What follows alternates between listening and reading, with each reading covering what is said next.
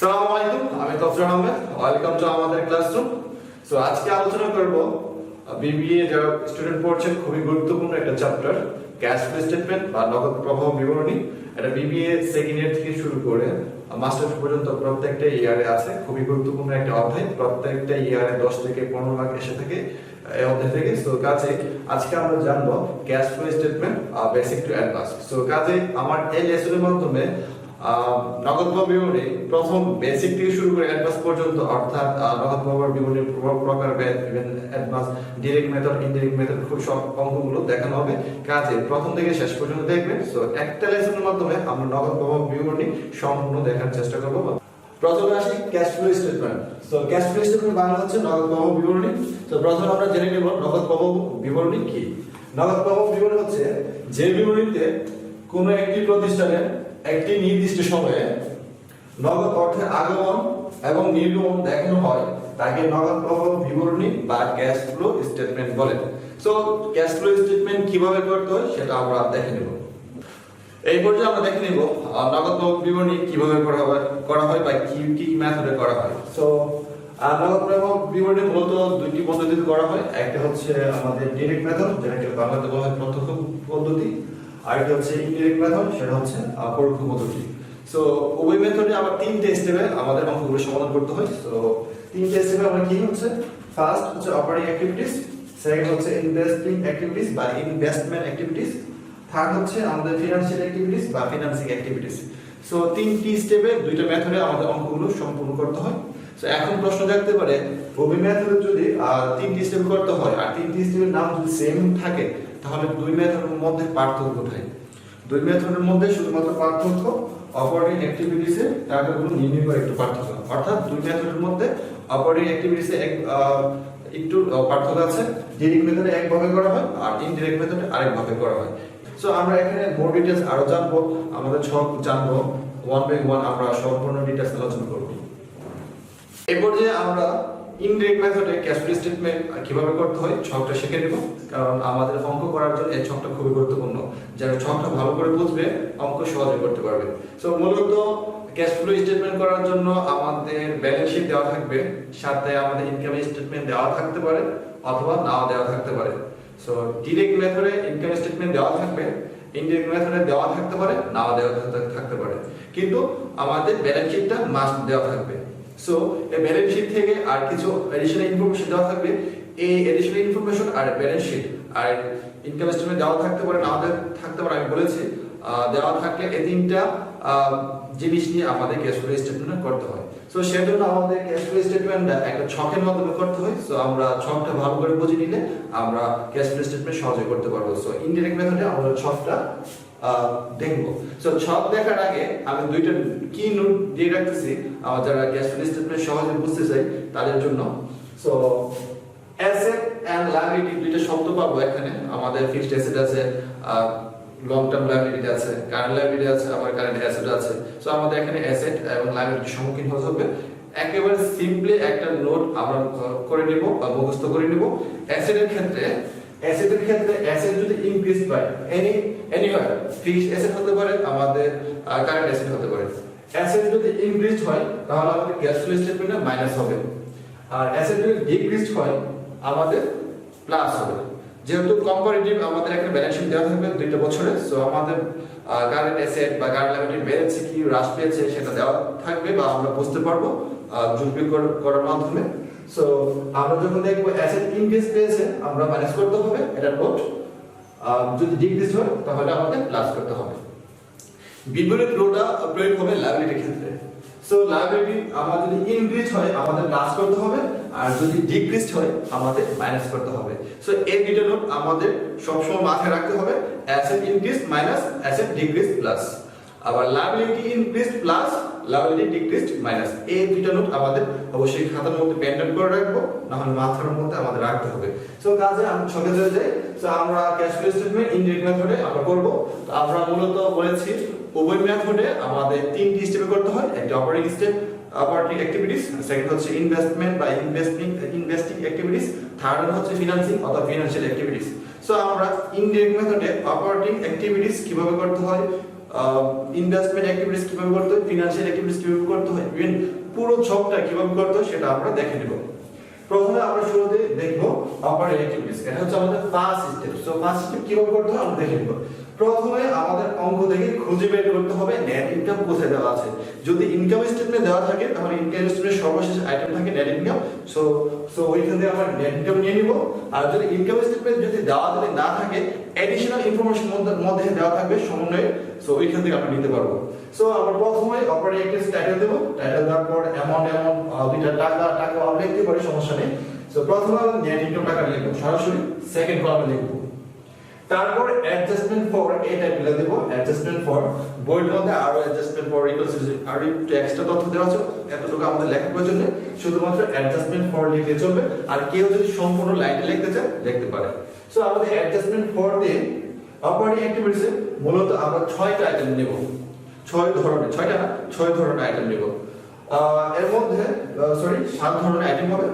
So এর মধ্যে আমরা দেখি নন ক্যাশ এক্সপেন্সেস।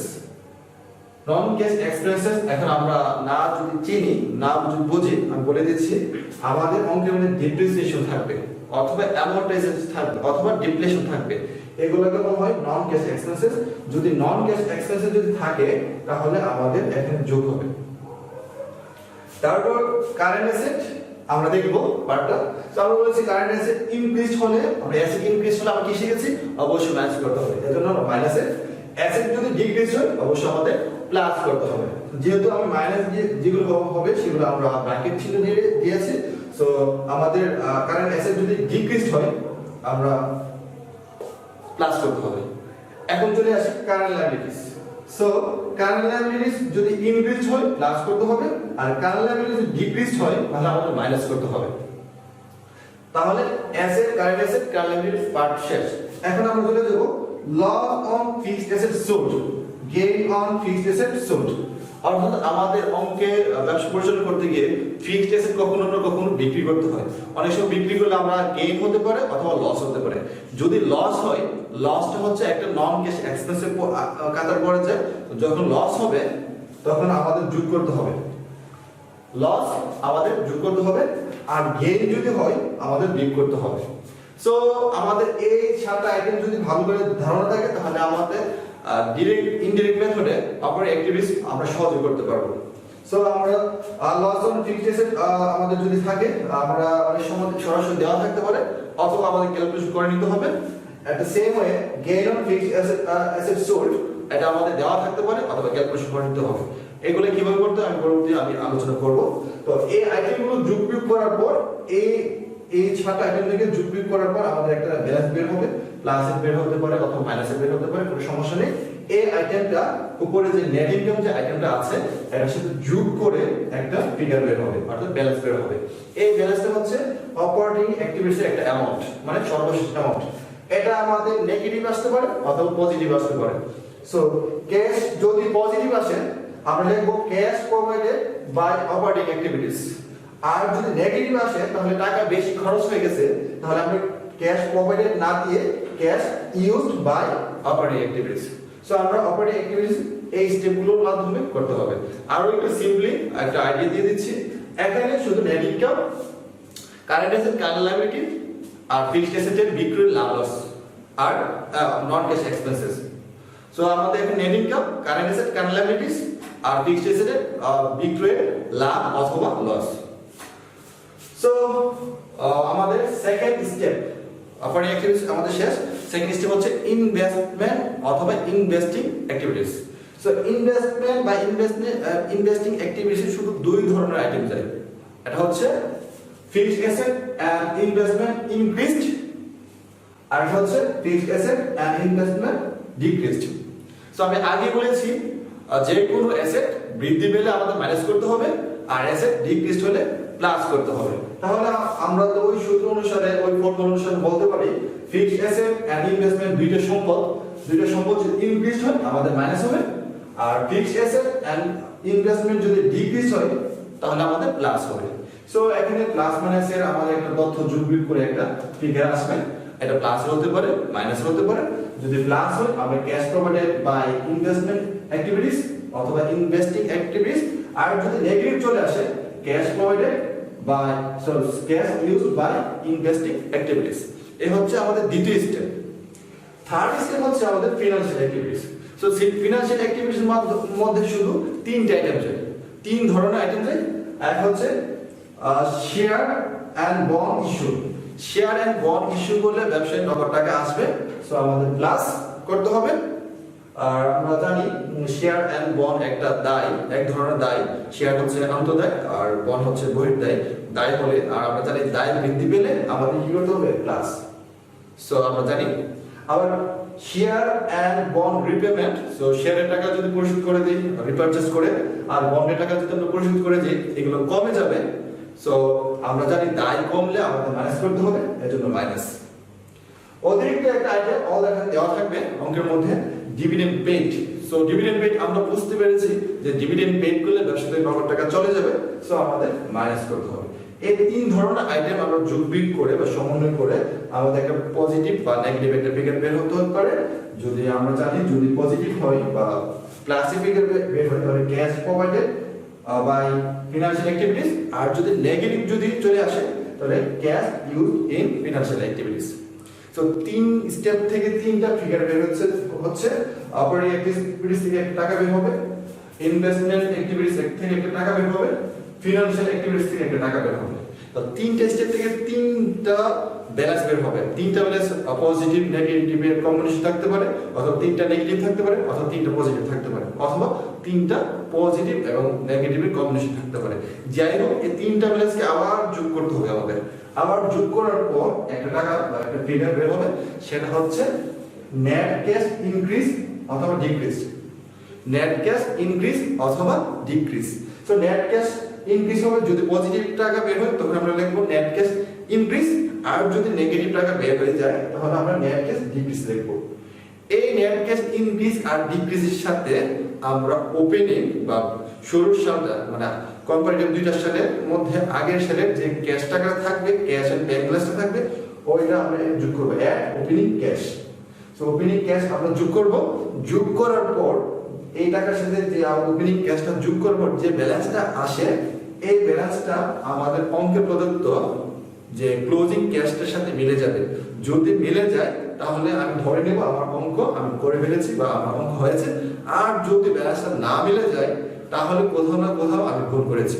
সো আশা করি বুঝতে পেরেছি আমাদের এই ক্যাশ ফ্লো স্টেটমেন্ট ইনডাইরেক্ট মেথডে ছকটা কিভাবে করতে হয় বা অঙ্কের সলিউশন কিভাবে করতে হয়। সো আমরা আরো মোর ডিটেইলসে আমরা অঙ্কের মাধ্যমে প্র্যাকটিক্যালি শেখার চেষ্টা করব। এই পর্যায়ে আমরা একটা অঙ্ক সলিউশন করব প্র্যাকটিক্যালি। এটা মূলত বি পার্টের জন্য। সো আমরা প্রথমত বি পার্টের কিছু অঙ্ক করব, তারপর সি পার্টের অঙ্ক করব, কারণ আমরা চাচ্ছি বেসিক টু অ্যাডভান্স, অর্থাৎ একটা স্টুডেন্ট যাতে করে প্রাইভেট না করে আমাদের ভিডিও দেখে সে এই অধ্যায়গুলো বা চ্যাপ্টারগুলো শেষ করতে পারে। সো প্রথমে আমরা একটা দেখে নিব। The following information is extracted from Ahmed Company. So Ahmed Company থেকে এই following information গুলো নেওয়া হয়েছে। এখন প্রবলেম 1 আমরা করব। সো নেট ইনকাম দেওয়া আছে 25,000, তারপর ডিক্রিজ ইন ইনভেন্টরি আছে 1000, ইনক্রিজ ইন অ্যাকাউন্ট রিসিভেবল আছে 1500, ডিক্রিজিং ইন অ্যাকাউন্ট পেয়েবল আছে 800, আর ডিক্রিজ ইন ওএসএস পেয়েবল আছে 500, ডিপ্রিসিয়েশন এক্সপেন্স আছে 1000। রেকর্ড এখানে চেয়েছে ascending net cash flows from the operating activities under indirect method. So আমরা ইনডিরেক্ট মেথডে operating activities এর মাধ্যমে আমাদের নেট ক্যাশ ফ্লো বের করতে বলেছে আমাদের কোম্পানি। সো আমরা সলিউশনটা কিভাবে করতে হবে সেটা আমরা দেখে নেব। এখানে আমাদের প্রথমে আমরা জানি আমরা কিছুক্ষণ পূর্বে দেখেছি যে ছকটা কিভাবে করতে হয়। প্রথমে আমাদের নেট ইনকাম নিতে হবে। সো প্রথমে আমাদের নেট ইনকাম আছে, সো আমরা নেট ইনকাম নিয়ে নেব। সো আমরা একটু টাইটেল দিয়ে নেব অপারেটিং অ্যাক্টিভিটিস।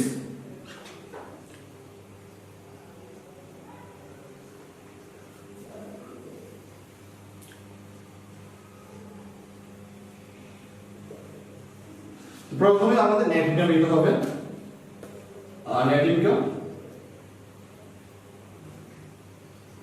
নেট ইনকাম আছে আমাদের 25,000 তো 25,000। তারপর আমাদের অ্যাডজাস্টমেন্ট ফর নিতে হবে। অ্যাডজাস্টমেন্ট ফর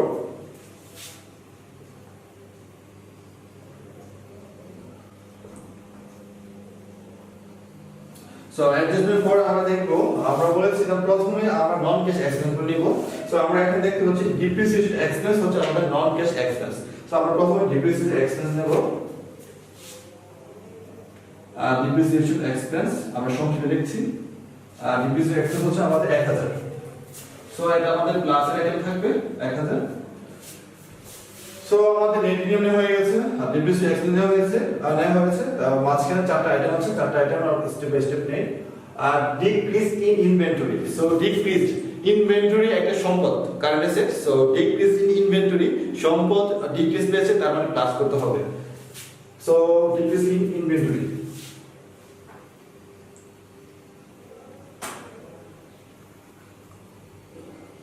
ইনভেন্টরি আছে আমাদের 1000।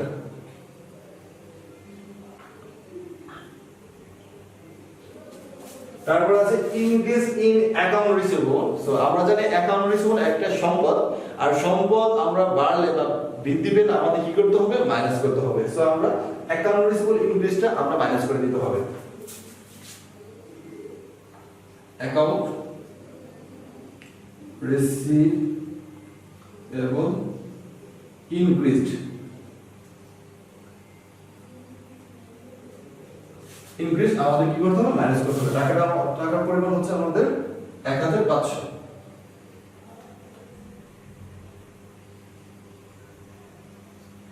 সো আমাদের একটু মাইনাস করে দিতে হবে, উইথিন ব্র্যাকেটে রাখলে আমরা বুঝবো মাইনাস আছে। তারপর আছে decreasing in account payable.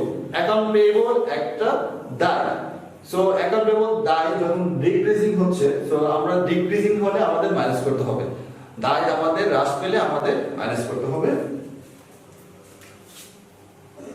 Account payable decreasing.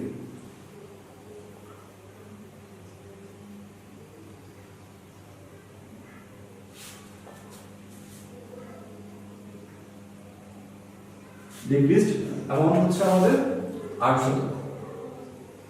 তো আমরা উইথিন ব্র্যাকেটে রাখবো, যেহেতু আমাদের মাইনাস করতে হবে।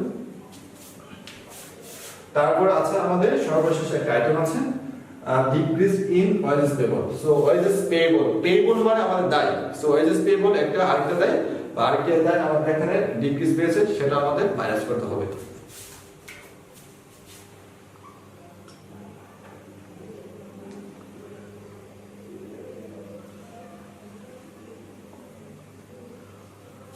সো আমাদের টাকার পরিমাণ হচ্ছে 500। সো এটা আমাদের মাইনাস রাখতে হবে। সো আমরা একটু যোগ বিয়োগ করে নিতে হবে। আলটিমেটলি এখানে আমরা জানি 1000 1000 2000 পজিটিভ আছে, আর নেগেটিভ আছে এখানে 1500 500 2000 2800। তো 2000 পজিটিভ মানে আমাদের প্লাস ফিগার, আর 28 হচ্ছে আমাদের নেগেটিভ ফিগার। সো আলটিমেটলি আমাদের নেগেটিভ ফিগার দাঁড়াচ্ছে হচ্ছে 800।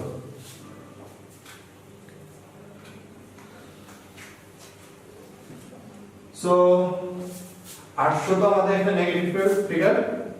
তো 800 তো যদি আমি আলটিমেটলি নেট ইনকাম থেকে যদি মাইনাস করি, তাহলে নেট ইনকাম আছে আমাদের 25000। 25000 থেকে যদি 800 তো নেগেটিভ ফিগার যদি মাইনাস করি, তাহলে আমাদের থাকতেছে 24200। এটা হচ্ছে net cash provided by operating activities.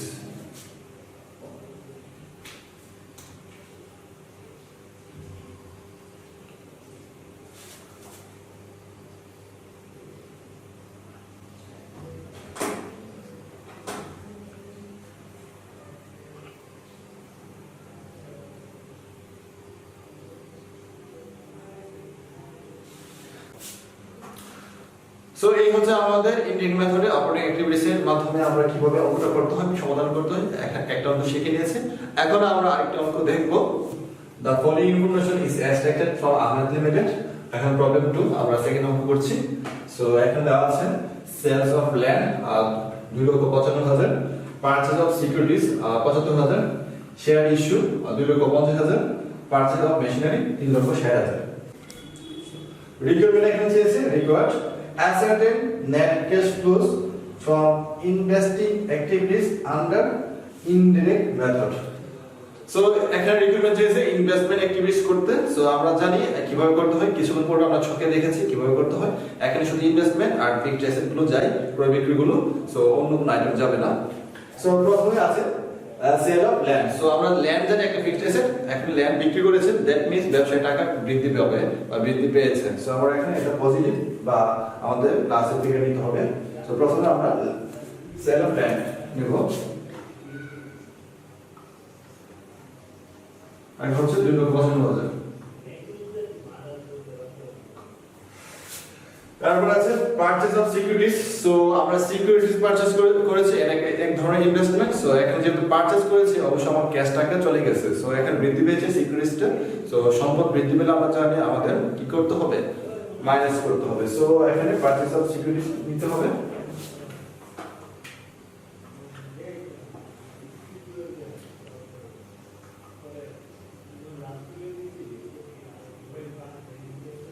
So purchase of securities আমাদের তথ্য দেওয়া আছে 75,000। So 75,000। তারপর শেয়ার ইস্যু।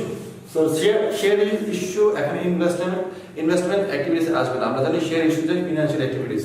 সো এই আইটেমটা আমাদের স্কিপ করতে হবে। ইউজুয়ালি আমাদের অঙ্কের মধ্যে এরকম আইটেম দেওয়া থাকে। সো অনেকে যারা বোঝে তারা স্কিপ করতে পারে, আর যারা বোঝে না তারা অঙ্কের সলিউশন নিয়ে অঙ্কটা ভুল করে নিয়ে আসে। সো আমরা একটু সতর্ক হয়ে অঙ্কগুলো সমাধান করার চেষ্টা করব। সো শেয়ার ইস্যু আমরা ইতিপূর্বে ছকের মধ্যে শিখে এসেছি যে আমাদের ফিনান্সিয়াল অ্যাক্টিভিটিসে যায়, এখানে ইনভেস্টমেন্ট অ্যাক্টিভিটিসে যাবে না। সো আমাদের এই আইটেমটা স্কিপ করতে হবে। পরবর্তী আইটেম হচ্ছে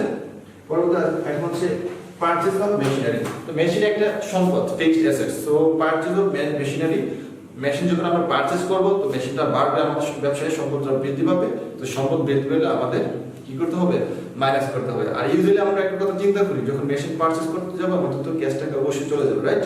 সো আমাদের এখানে মেশিন বৃদ্ধি পেয়েছে 3,60,000 টাকা। সো আমাদের মাইনাস করতে হবে।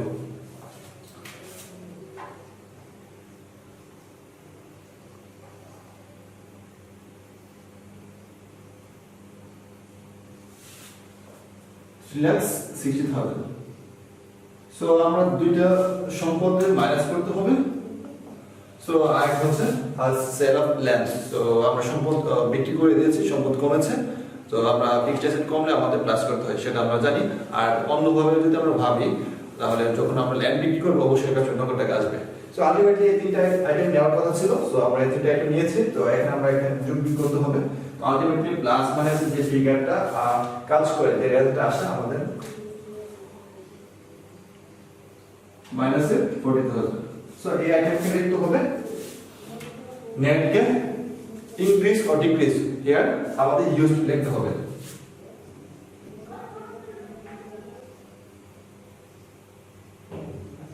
used in investing activities. So hope that you understand.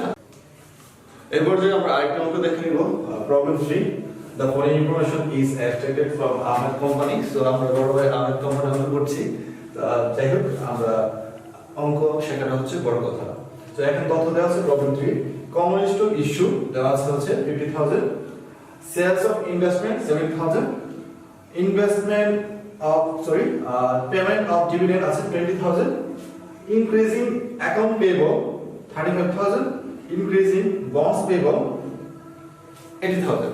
So আমরা required বা requirement-টা কি চেয়েছে আমরা জেনে নিই। Required চেয়েছে ascertain net cash flows from financial activities under indirect method. So indirect method আর ডাইরেক্ট মেথড সেম ভাবে করতে হয়। সো এখানে যেহেতু চেয়েছে আমরা সেইভাবে করি। সো আমাদের ফিনান্সিয়াল অ্যাক্টিভিটিস করতে হয়। সো আমরা জানি ফিনান্সিয়াল অ্যাক্টিভিটিস কি কি আইটেম যায়, 3 ধরনের আইটেম যায়। আমি পূর্বে আলোচনা করেছি, ছকে দিয়েছি, আবার মনে করে দিচ্ছি। একটা হচ্ছে বন্ড, আরেকটা হচ্ছে শেয়ার, আরেকটা হচ্ছে ডিভিডেন্ড। বন্ড, শেয়ার, ডিভিডেন্ড, এই 3 ধরনের আইটেম ব্যতীত অন্য কোনো আইটেম যাবে না। সো প্রথমে আমাদের আছে common stock issue. So common stock বা শেয়ার একই কথা, মূলত লিটল বিট পার্থক্য আছে। সো কমন স্টক ইস্যু করেছে 50,000। সো আমরা কমন স্টক যখন ইস্যু করি অবশ্যই এটা বেড়েছে। আমরা জানি এই কমন স্টক বাড়লে আমাদের কি করতে হবে, যোগ করতে হবে। অথবা আমরা আরো যদি মোর ক্লিয়ারলি বুঝি, যখন শেয়ার বা স্টক ইস্যু করি তখন কিন্তু ব্যবসায় টাকা আসে, আর ব্যবসায় টাকা আসলে কিন্তু নগদ টাকা বৃদ্ধি পাবে। সো আমরা অবশ্যই লিখব financial activities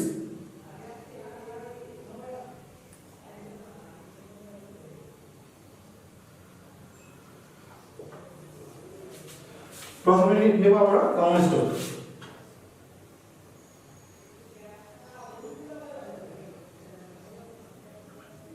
issue common stock issue হচ্ছে 50,000। এটা অবশ্যই আমাদের প্লাসে থাকবে। বন্ড বা শেয়ার ইস্যু করলে বা কমন স্টক ইস্যু করলে আমাদের প্লাসে থাকে। সেলস অফ ইনভেস্টমেন্ট টাকা 70,000। সো এখানে আমরা এই আইটেমটা নিতে পারবো না। আমরা জানি কিছুক্ষণ পূর্বে শিখেছি ইনভেস্টমেন্ট আমাদের ইনভেস্টমেন্ট অ্যাক্টিভিটিসে যাবে, নট ফিনান্সিয়াল অ্যাক্টিভিটিসে। সো আমরা আছি ফিনান্সিয়াল অ্যাক্টিভিটিসে, সো আমরা এই আইটেম নেব না। Payment of dividend, so dividend payment করেছে। সো ডিভিডেন্ড পেমেন্ট করলে আমরা জানি ডিভিডেন্ড পেমেন্ট করলে কত টাকা যাবে। আমাদের এটা ফিনান্সিয়াল অ্যাক্টিভিটি নিতে হয়। তিন ধরনের আইটেম মধ্যে একটা আছে dividend. So payment of dividend অবশ্যই মাইনাস হবে।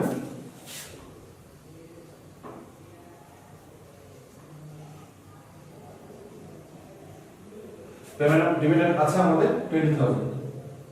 সো আমার এটা মাইনাসে বলতে হবে। আর অল দ্য টাইম মাইনাস, এটা অল দ্য টাইম মাইনাস, সেটা মনে রাখতে হবে।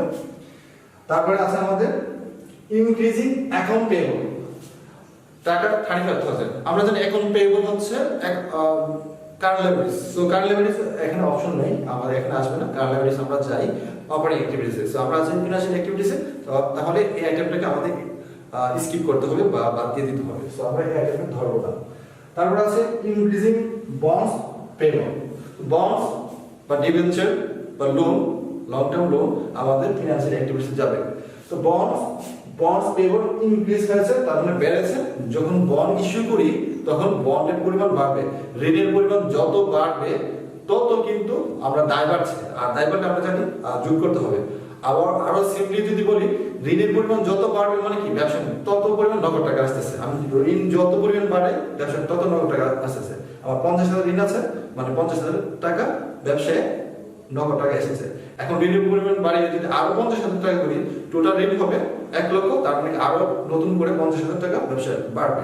সো আমাদের এখানে ইনক্রিজিং বন্ডস পেয়েবল মানে বন্ড বেড়েছে, মানে দায় বেড়েছে, দায় বাড়লে আমাদের কি করতে হবে? যোগ করতে হবে।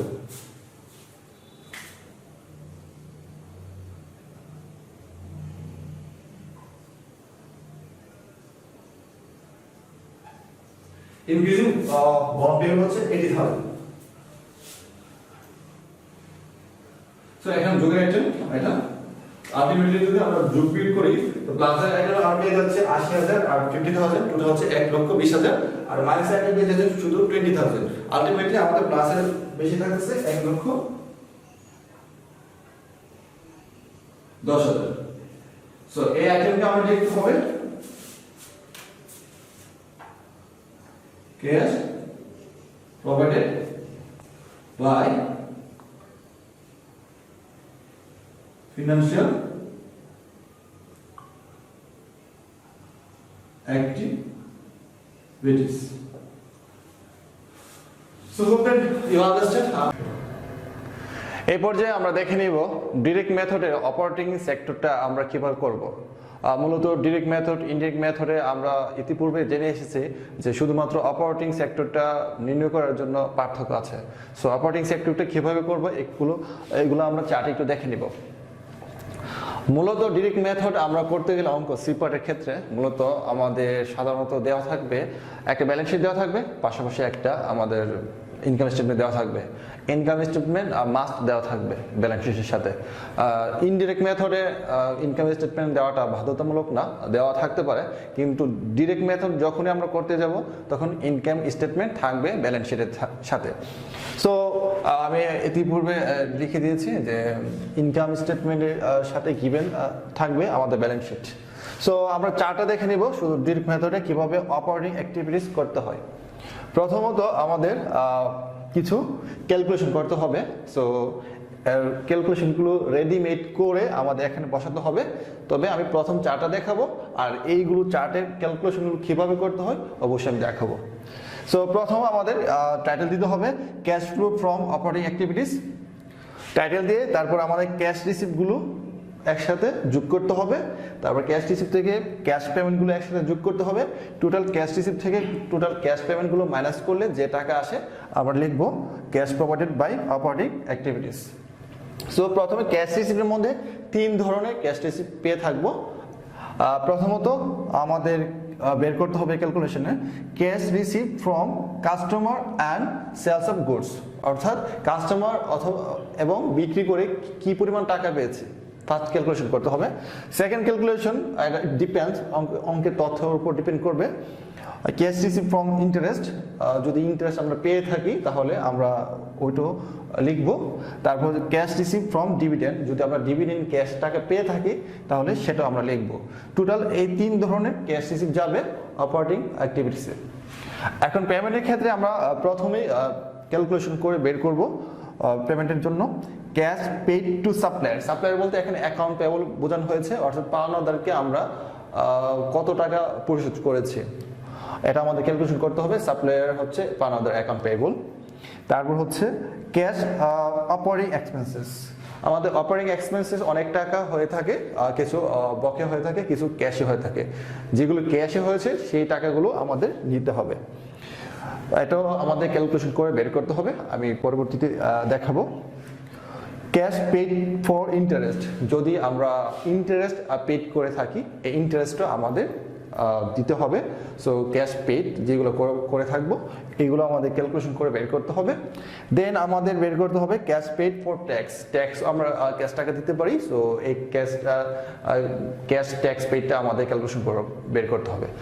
এই হচ্ছে আমাদের total cash receipt, total cash payment আমরা যোগ করে টোটাল ক্যাশ রিসিপ্ট থেকে টোটাল ক্যাশ পেমেন্ট আমরা যদি মাইনাস করি তাহলে আমাদের কাঙ্ক্ষিত যে cash provided by operating activities যে টাকাটা আমাদের বের করা দরকার সেটা আমরা বের করব। বাকি দুটো পার্ট ইনভেস্টমেন্ট অ্যাক্টিভিটিস বা ইনভেস্টিং অ্যাক্টিভিটিস আর এটা হচ্ছে ফিনান্সিয়াল অ্যাক্টিভিটিস, এগুলো আমরা ডিরেক্ট মেথডে যেভাবে করব ইনডিরেক্ট মেথডে ওইভাবে করব, অর্থাৎ ডিরেক্ট ইনডিরেক্টের কোনো পার্থক্য নেই। সো আশা করি আমরা যখন আমরা ইনডিরেক্ট মেথড করিয়েছিলাম তখন আমরা চার্টে দেখিয়েছি। সো আমরা এই মেথডে কি কি ক্যালকুলেশন ওয়ার্কিং করে নিতে হবে আমরা সেগুলো দেখব। প্রথমে আমরা একটা নোট পড়ে নেব, দেন ওয়ার্কিংগুলো দেখব। নোটটা হচ্ছে সকল প্রকার ওপেনিং, যোগ এবং ক্লোজিং বিয়োগ হবে, অর্থাৎ আমরা ওয়ার্কিং করার ক্ষেত্রে ওপেনিং কিছু ক্লোজিং থাকতে পারে, এগুলো আমরা কাজ কিভাবে করব সেটা আমরা একটা নোটের মাধ্যমে শিখে নেব। ওপেনিং যোগ হবে, ক্লোজিং বিয়োগ হবে। স্বাভাবিকভাবে ওপেনিংটা যোগ করব, ক্লোজিংটা বিয়োগ করব। কিন্তু ইনভেন্টরি এবং প্রিপেড এক্সপেন্সের ক্ষেত্রে উল্টো হবে। আমরা যে যে জায়গায় ইনভেন্টরি কাজ করব এবং প্রিপেড এক্সপেন্সের কাজ করব সেই জায়গায় এই নোটের প্রথমের যে আমরা লাইনটা পড়েছি এটা উল্টো হবে, অর্থাৎ ইনভেন্টরি এবং প্রিপেড এক্সপেন্সের ক্ষেত্রে ক্লোজিংটা যোগ হবে, ওপেনিং বিয়োগ হবে। সো আশা করি এই নোটটা আপনাদের কাজে লাগবে আর এই ওয়ার্কিং বোঝার ক্ষেত্রে। সো প্রথমে আমি নোটটা দিয়েছি। সো প্রথমে আমরা ওয়ার্কিং 1-এ কাজ করব অঙ্ক করার ক্ষেত্রে। Cash receipt from customers and sales of goods. So প্রথম ক্যালকুলেশন করতে হবে cash receipt from customers and sales of goods. So এটা কিভাবে করব? প্রশ্নে সেলস দেওয়া থাকবে, প্রথম সেলস বসাবো, তারপর ব্যালেন্স শিট থেকে কোম্পানির ব্যালেন্স শিট থেকে আমরা ওপেনিং অ্যাকাউন্ট রিসিভেবল যোগ করব, ক্লোজিং অ্যাকাউন্ট রিসিভেবল মাইনাস করব। আমরা জানি ওপেনিং যোগ করতে হবে, ক্লোজিং মাইনাস করতে হবে, যে নোটটা দিয়েছে ওপেনিং যোগ ক্লোজিং মাইনাস। সো আমরা ওপেনিং অ্যাকাউন্ট রিসিভেবল যোগ করব, ক্লোজিং অ্যাকাউন্ট রিসিভেবল মাইনাস করে যে টাকাটা আসবে সেটা হচ্ছে sales receipt, cash receipt from customers and sales of goods. Second ক্যালকুলেশনে আমরা ওয়ার্কিং ক্যালকুলেশনে আমরা দেখব ক্যাশ পেইড টু সাপ্লায়ার্স, অর্থাৎ পাওনাদারকে আমরা কি পরিমাণ নগদ টাকা পরিশোধ করেছি সেটা ওয়ার্কিং করে নিতে হবে। প্রথমে আমরা ইনকাম স্টেটমেন্ট থেকে কস্ট অফ গুডস সোল্ড টাকাটা নেব। সো প্রথম কস্ট অফ গুডস সোল্ডের টাকাটা আমরা নেওয়ার পর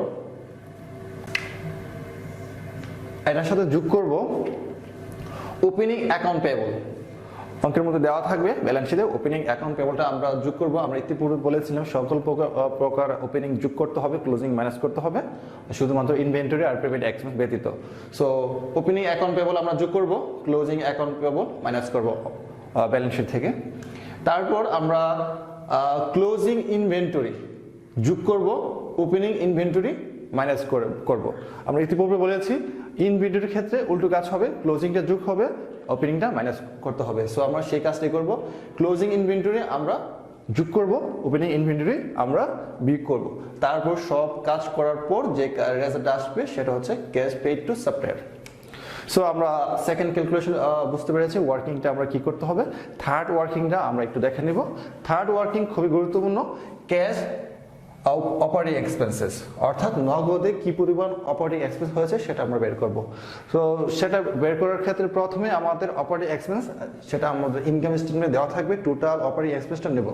তো প্রথমে আমরা অপারেটিং এক্সপেন্স টোটাল যেটা ইনকাম স্টেটমেন্ট দেওয়া থাকবে সেটা নেব, দেন সেটা থেকে লেস করব। ফার্স্টে ডিপ্রিসিয়েশন যদি ওই অপারেটিং এক্সপেন্সে অন্তর্ভুক্ত থাকে প্রথমে ওইটা ম্যানেজ করে দিতে হবে। আমি প্রথমে দিয়েছি লেস ডিপ্রিসিয়েশন, কারণ আমরা জানি ডিপ্রিসিয়েশন হচ্ছে নন ক্যাশ এক্সপেন্সেস, ডিপ্রিসিয়েশন কখনো ক্যাশে হয় না। সো আমরা এটা অপারেটিং এক্সপেন্সেস কিন্তু ক্যাশে হয় না বিদায় আমরা প্রথমে ম্যানেজ করে দিতে হবে। দেন আমাদের ওপেনিং এক্সপেন্স পেয়েবল, অর্থাৎ ব্যালেন্স শিটে আমরা কারেন্ট লাইবিলিটির পাশে যখন দেখব ওপেনিং এক্সপেন্স পেয়েবল আমরা যোগ করব, আর ক্লোজিং এক্সপেন্স পেয়েবল আমরা বিয়োগ করব। তারপর আমরা প্রিপেইড এক্সপেন্সের ক্ষেত্রে বলেছিলাম যে আমাদের উল্টো কাজটা হবে, অর্থাৎ ক্লোজিং প্রিপেড এক্সপেন্স যদি থাকে আমরা যোগ করব, আর ওপেনিং প্রিপেড এক্সপেন্স যদি থাকে আমরা বিয়োগ করব। সো আলটিমেটলি এই ক্যালকুলেশন সমস্ত কাজ করার পর যে টাকাটা আসবে সেটা হচ্ছে ক্যাশ অপারেটিং এক্সপেন্সেস। সো আমরা থার্ড ক্যালকুলেশন কিভাবে করতে হবে সেটা আমরা বুঝতে পেরেছি। আমরা ফোর্থ ওয়ার্কিংটা কিভাবে করতে হবে সেটা আমরা দেখে নিব। ফোর্থ ওয়ার্কিং করতে হবে আমাদের cash paid for interest expenses. So আমাদের ইন্টারেস্ট এক্সপেন্সেস আমাদের অপারেটিং এক্সপেন্সের পর নন অপারেটিং এক্সপেন্স হয়ে থাকে, সেটা আমাদের বের করতে হবে। প্রথমে আমরা ইনকাম স্টেটমেন্ট থেকে ইন্টারেস্ট এক্সপেন্সের টাকাটা নেব, সেই সাথে আমরা যদি ব্যালেন্স শিটে লায়াবিলিটি পাশে যদি ইন্টারেস্ট এক্সপেন্স পেয়েবল ওপেনিং থাকে যোগ করব, আর ক্লোজিংয়ে যদি ইন্টারেস্ট পেয়েবল যদি থাকে আমরা বিয়োগ করব। তাহলে ওপেনিংটা যোগ করছি আর ক্লোজিংটা বিয়োগ করছি। এই হচ্ছে আমাদের ফোর্থ ওয়ার্কিং।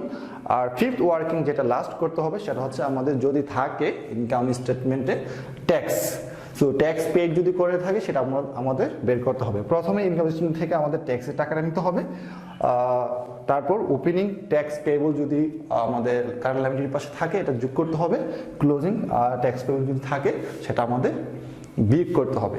এই পাঁচটি ওয়ার্কিং করার পর আমাদের এই অপারেটিং অ্যাক্টিভিটিস করতে হবে ডিরেক্ট মেথডে। আর ইনভেস্টমেন্ট অ্যাক্টিভিটিস আর ফিনান্সিয়াল অ্যাক্টিভিটিস আমরা ইতিপূর্বে বলেছি, আমরা ইনডিরেক্ট মেথডে যেভাবে করেছি ডিরেক্ট মেথডে সেইভাবে করব। সো আশা করি বুঝতে পেরেছি। এখন আমরা কিছু উদাহরণের মাধ্যমে আরো মোর ক্লিয়ার হয়ে যাব। এরপর যে আমরা সিপারের জন্য একটা অঙ্ক করব ইনডিরেক্ট মেথড, দেন আমরা ডিরেক্ট মেথডে একটা অঙ্ক করব। সো প্রথমে আমরা অঙ্কটা পড়ে নেব, দেন আমরা সলিউশন করব। Ahmed Limited's balance sheet as of 1st January 2020 and 31st December 2020 are given below. So এখানে প্রথম তারিখ এবং শেষ তারিখের ব্যালেন্স শিট দেওয়া আছে। সো আমরা ব্যালেন্স শিট বলতে আমরা জানি এখানে লায়াবিলিটি পাশ থাকবে আর অ্যাসেট পাশ থাকবে, সাথে মুনাসিবিলিটি ফান্ডও থাকতে পারে থাকবে। সো প্রথমে আমরা দেখে নিব কি কি দেওয়া আছে। কারেন্ট লায়াবিলিটি 1st January 2020 আছে 36,000, even ending আছে 38,400. Bonds payable 26,400 and at the end 26,400. Discount within bracket আছে 1st January 2,400, in শেষে দেওয়া আছে, এন্ডিং এ দেওয়া আছে 2,160.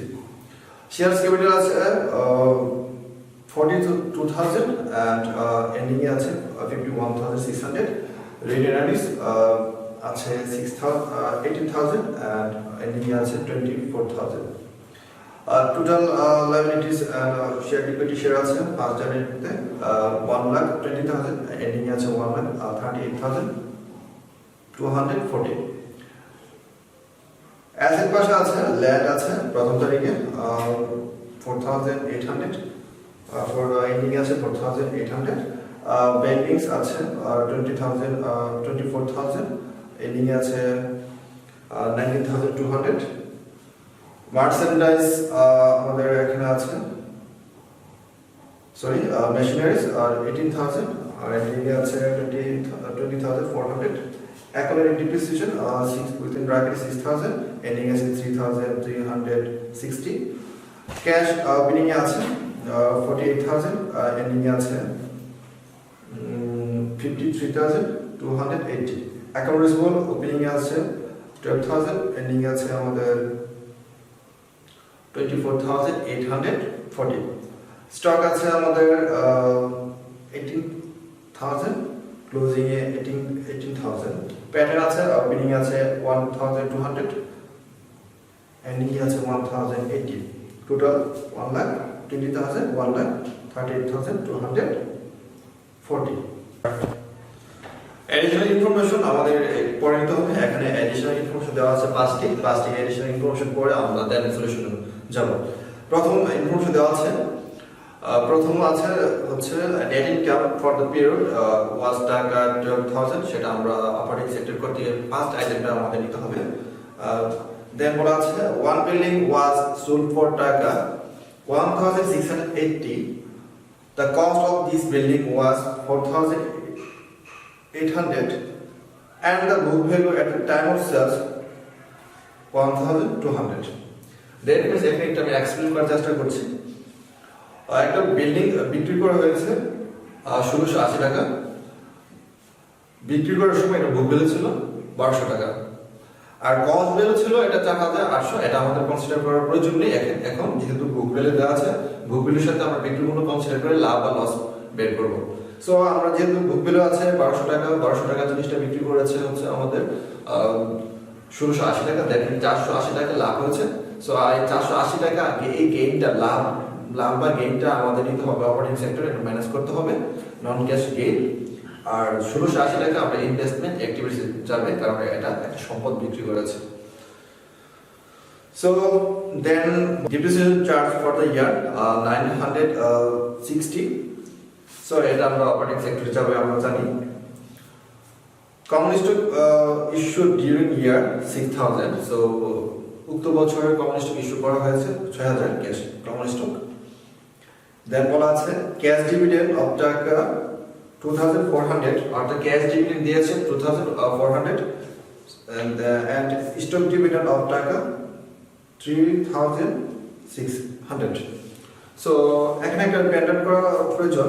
স্টক ডিভিডেন্ড আমাদের ক্যাশ ফ্লো স্টেটমেন্ট কোথাও যাবে না, আপনারা পেন্ডেন্ট করে নিতে পারেন।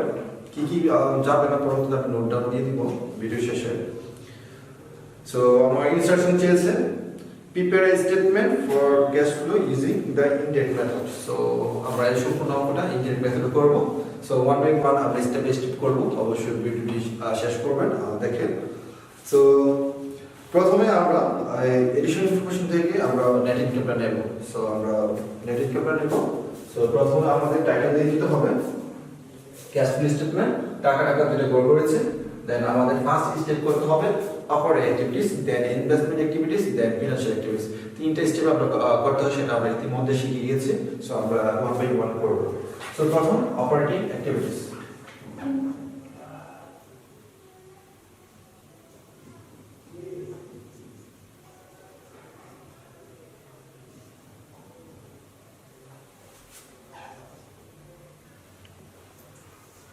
সো ফার্স্ট আইটেম আমাদের নেট ইনকাম নিতে হবে 12,000।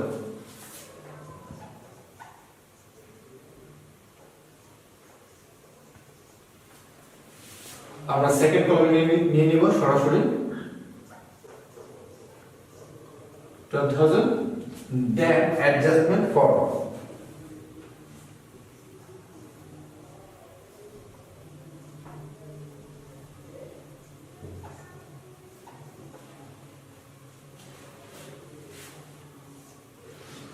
সো অ্যাডজাস্টমেন্ট করার পর আমরা অপারেটিং সেক্টরে আমরা ইতিমধ্যে প্রথমে শুরুতেই বলেছি কি কি আইটেমগুলো যায়, আমরা চার্ট থেকেও শিখে নিয়েছি। সো অ্যাডজাস্টমেন্ট করার পর আমাদের কাজ করতে হবে এখানে তিন ধরনের কাজ। এক হচ্ছে আমাদের দেখতে হবে কারেন্ট লায়াবিলিটি, তারপর দেখতে হবে কারেন্ট অ্যাসেটস, দেন আমাদের দেখতে হবে non cash expenses or gain. So এই কাজগুলো যদি আমরা দেখি তাহলে আমরা ইজিলি করতে পারবো, কারণ এখানে current asset, current liabilities, non cash expense or gain, এই তিনটা সেক্টর কাজ করতে হবে। সো প্রথমে যদি আমরা নোটিস করি এখানে অ্যাডিশনাল ইনফরমেশন থেকে আমরা একটা জিনিস নিয়ে নিব, depreciation charge for the year 960 এই আইটেমটা প্রথম নেব আমরা। সো আমরা ডিক্রিজিং এক্সপেন্স নেব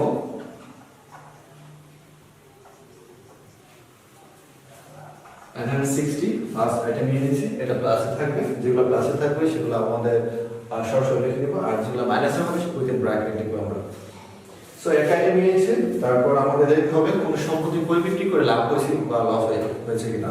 সো আমরা ইতিমধ্যে সেকেন্ড ইনফরমেশন থেকে আমরা জেনে গিয়েছি গেইন হয়েছে 480 টাকা।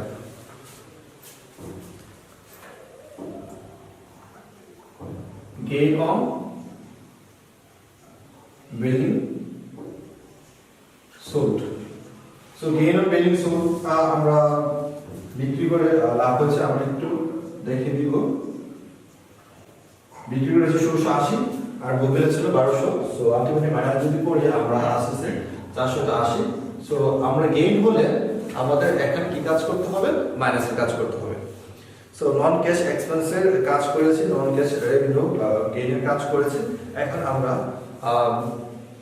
ভেতর থেকে কাজ করব অ্যাডিশনাল ইনফরমেশন পর আমরা দেখে নিতে হবে ব্যালেন্স শিটের মধ্যে আছে কারেন্ট লায়াবিলিটি এবং কারেন্ট অ্যাসেট কত টাকা হ্রাস বা বৃদ্ধি পেয়েছে।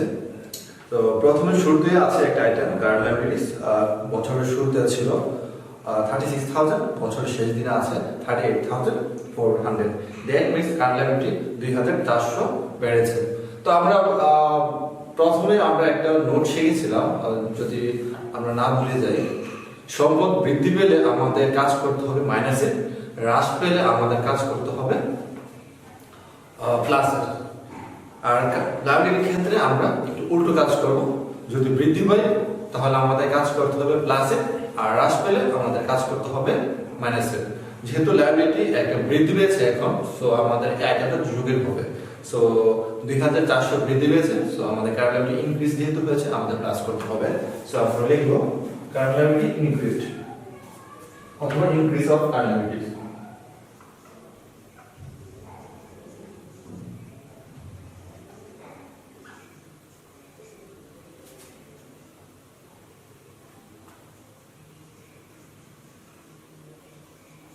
increased টাকা 2,400। so hope that you understand কিভাবে আমরা করেছি। দেন আমরা নোটিস করব আর কারেন্ট আছে কিনা। টোটাল কারেন্ট যেহেতু দেওয়া আছে আর এখানে থাকবে না, আমরা তারপর একটু চেক আউট করে নিব।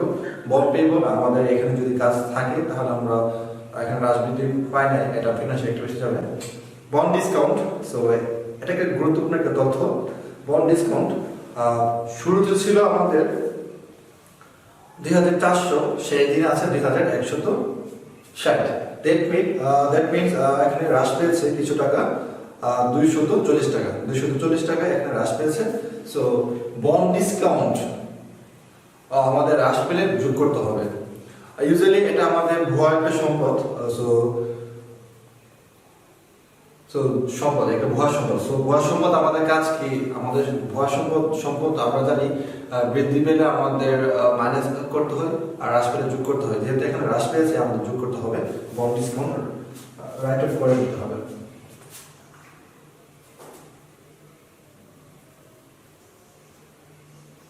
বন্ড ডিসকাউন্ট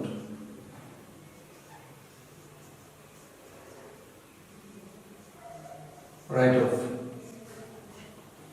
টাকা হচ্ছে আমাদের 240। দেন শেয়ার ক্যাপিটাল রিটেনার্স, এই আইটেমগুলো আমাদের এখন অপারেটিং সেক্টর কাজ করার প্রয়োজন নেই। তারপর আমরা সম্পদ পাশে দেখব ল্যান্ড, বিল্ডিং, মেশিনারিজ, এই তিনটা আইটেম আমাদের যদি কাজ করার প্রয়োজন পড়ে আমাদের ইনভেস্টমেন্ট অ্যাক্টিভিটিস করব। তারপর ক্যাশ, যেহেতু আমরা ক্যাশ বের করবো এন্ডিং ক্যাশ, তো এন্ডিং ক্যাশ এখানে প্রয়োজন পড়বে না। সো ক্যাশের আমরা যেহেতু ক্যাশ ফ্লো স্টেটমেন্ট করছি একেবারে শেষে এই কাজটা করতে হবে। অ্যাকাউন্ট রিসিভেবল ছিল শুরুতে ছিল 12,000, শেষ দিন হয়েছে 24,840। দ্যাট মিনস 12,840 বৃদ্ধি পেয়েছে, আমাদের মাইনাস করতে হবে।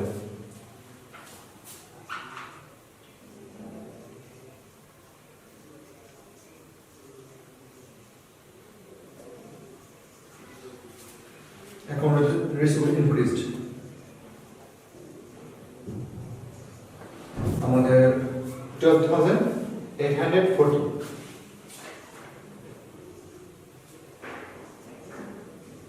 সো আমাদের যেহেতু ইনকেস পেয়েছে সেটা আমাদের মাইনাস করতে হবে। দেন দেখতে হবে স্টকের কোনো পরিবর্তন হয়নি, 18,018 ছিল। প্যাটার্নস আমাদের ছিল বছর শুরুতে ছিল 1200, আর শেষ দিনে হয়েছে 1080। দ্যাট মিনস 120 টাকা 120 টাকা আমাদের হ্রাস পেয়েছে। আর সম্পদ হ্রাস পেলে আমাদের কি করতে হবে, যোগ করতে হবে।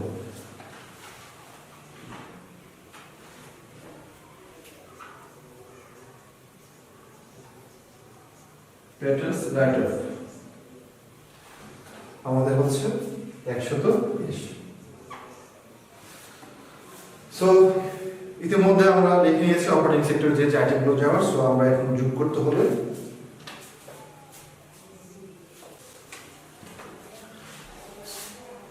সো সকল আইটেম যোগ বিয়োগ করে আমাদের রেজাল্ট এসেছে মাইনাসে 9,600। সো এই আইটেমটা আমাদের টোটাল নেট ইনকাম থেকে আমাদের মাইনাস করে যদি আমাদের ফিগার আসতেছে প্লাসে 2,400।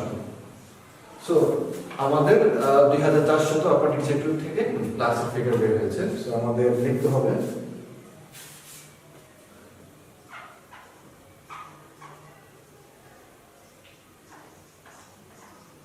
Cash provided by operating activities.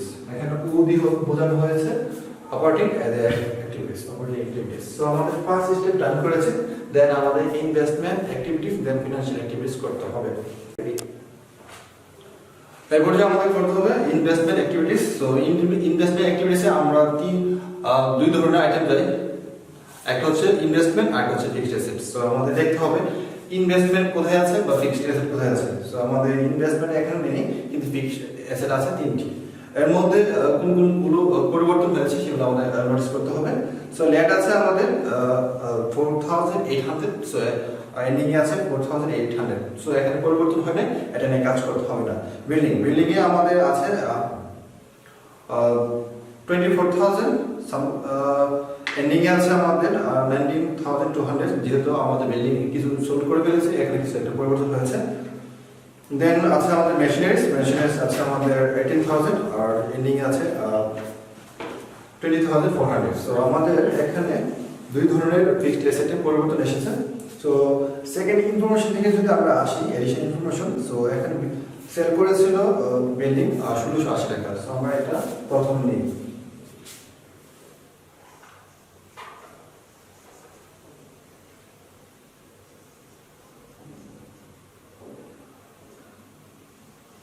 সুলভ বিল্ডিং শুরু করেছে 1,680। আর যেহেতু বিক্রি করেছে, আমরা জানি বিল্ডিং বা ফিক্সড অ্যাসেট কমে গেলে, সম্পদ কমে গেলে আমাদের প্লাস হবে। যেহেতু বিক্রি করেছে, সম্পদ কমে গেছে, বিল্ডিং সম্পদটি। সো আমাদের প্লাস করতে হবে। আর মেশিনারি এখানে আছে শুরুতে আছে 18,000, শেষে আছে 20,400। সো আমাদের 2,400 বেড়েছে। দ্যাট মিনস পারচেজ করেছে। সো পারচেজ করলে আমাদের সম্পদ বৃদ্ধি পেয়েছে। আর সম্পদ বৃদ্ধি পেলে আমাদের কি করতে হবে, মাইনাস করতে হবে। আর তাছাড়া সম্পদ পারচেজ করলে অবশ্যই আমাদের ক্যাশ টাকা চলে যাবে।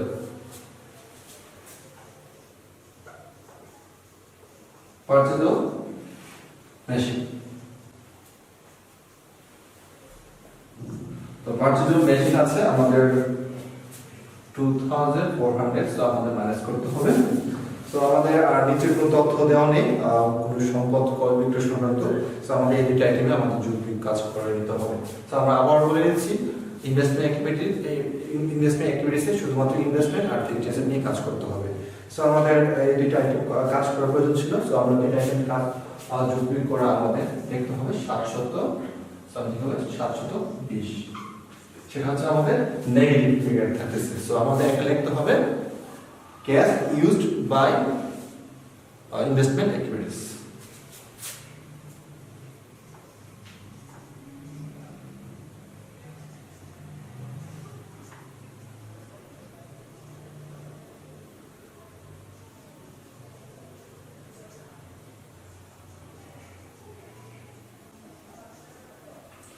Cash used by investment activities. Used কেন লিখেছি, আমরা যেহেতু নেগেটিভ ফিগার চলে এসেছে, এখানে বেশি টাকা ইউজ করে ফেলেছে। আর যদি পজিটিভ আসতো তাহলে আমরা লিখতাম প্রোভাইডেড। সো নেক্সট আমাদের স্টেপ করতে হবে ফিনান্সিয়াল অ্যাক্টিভিটিস।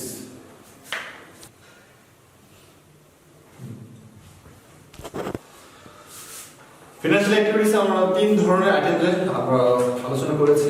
একটা হচ্ছে বন্ড, সেকেন্ড হচ্ছে শেয়ার বা কমন স্টক, থার্ড হচ্ছে ক্যাশ ডিভিডেন্ড। সো প্রথমে যদি আমরা নোটিস করি, আমরা বন্ডের দিকে যদি তাকাই, বন্ডের কোনো পরিবর্তন হয় না, সো আমাদের বন্ডের নিয়ে কাজ করতে হবে না। শেয়ার ক্যাপিটাল পরিবর্তন হয়েছে, সো 42,000 থেকে 51,600 টাকা আসছে। সো এই টাকাটা কিভাবে আসছে আমি বুঝিয়ে দিচ্ছি। 4 নম্বর ইনফরমেশন আছে 6,000 common stock issued during the year 6,000, তাহলে বাড়ার তো কথা 6,000 টাকা, তাহলে এখানে 9,600 টাকা কেন বেড়েছে? আমরা 5 নম্বর ইনফরমেশনে আমরা দেখবো শেষে বলা আছে স্টক ডিভিডেন্ড টাকা 3,600, এখানে 3,600 টাকা বেড়েছে। আর ক্যাশ শেয়ার ইস্যু করেছে, স্টক ইস্যু করে 6,000, টোটাল 9,600 টাকা বেড়েছে। সো আমাদের ইফেক্টিভ কোন কাজটা হবে, টোটাল টাকা হবে নাকি ভেঙে টাকা হবে? আসলে আমাদের স্টক ডিভিডেন্ড প্রথমে বলেছিলাম আমাদের এখানে কাজ করা লাগবে না, কারণ ডিভিডেন্ড পরিবর্তে আমরা ক্যাশ ডিভিডেন্ড পরিবর্তে শেয়ার দিয়েছি, এখানে নগদ টাকা আসে না বা যায় না। সো যেহেতু ক্যাশ ফ্লো স্টেটমেন্টে অনগদ লেনদেন যায় না, সো আমরা এই টাকাটা নেব না। 4 নম্বর ইনফরমেশন যত টাকা বলা আছে 6,000, যেটা ইস্যু করেছে শুধুমাত্র সেই টাকাটা নেব। তাহলে আমরা লিখবো common stock issue.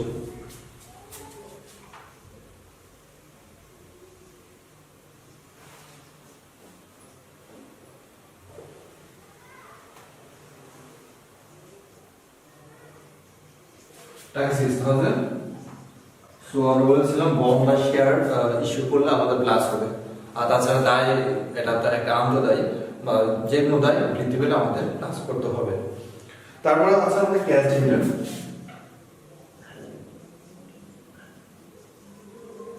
So cash dividend আছে 2,400। So all the time cash dividend আমাদের ম্যানেজ করতে হবে। সো আর বন্ডের তো আমাদের কাজ করতে হবে না, সো আমাদের কাজ করে নিয়েছে দুটি আইটেমে। সো আমাদের এখানে যোগ বিয়োগ করে একটা রেজাল্ট বের করতে হবে, এখানে আছে। সো 3,600 এটা হচ্ছে পজিটিভ টাকা। সো আমরা লিখবো ক্যাশ কভারেজ।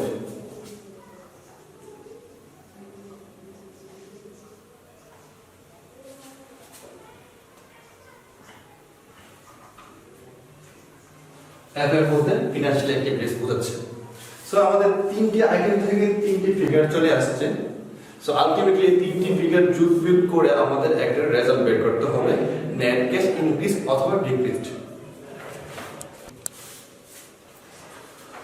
সো ওভারঅল তিনটি আইটেম থেকে যোগ বিয়োগ করে আমরা আলটিমেটলি আমাদের রেজাল্ট পেয়েছি 5,280, সেটা হচ্ছে নেট ক্যাশ ইনক্রিজড। সো এটার সাথে আমাদের যোগ করতে হবে ওপেনিং ক্যাশ, যেটা আমাদের অঙ্কে দেওয়া আছে 48,000, এটা যোগ করতে হবে, তারপর আমাদের ক্লোজিং ক্যাশের সাথে মিলে যাবে। তার যদি মিলে যায় তাহলে আমাদের অঙ্কটি হবে। তো আমরা একটু চেক আউট করে দেখবো, আমাদের সাথে অ্যাড করতে হবে ওপেনিং ক্যাশ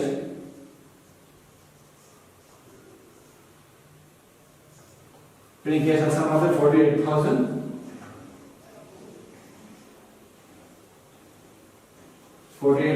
সো আমাদের যোগ করলে আমাদের রেজাল্ট আসছে 53,280। সো আমাদের ক্লোজিং ক্যাশ অথবা এন্ডিং ক্যাশ।